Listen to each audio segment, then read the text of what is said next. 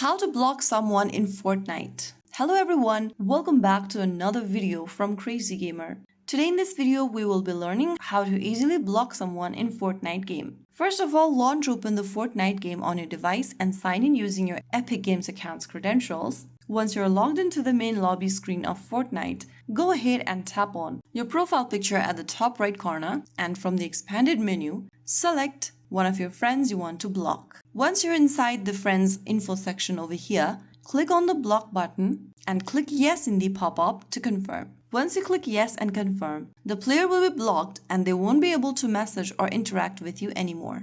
If someone is bothering you in a match, you can also block them right after the game from the recent player list. So that's how you block someone in Fortnite. It is quick, simple, and helps you enjoy your games peacefully. If you found the video helpful, don't forget to like, share, and subscribe to our channel. I will be back again in the next video.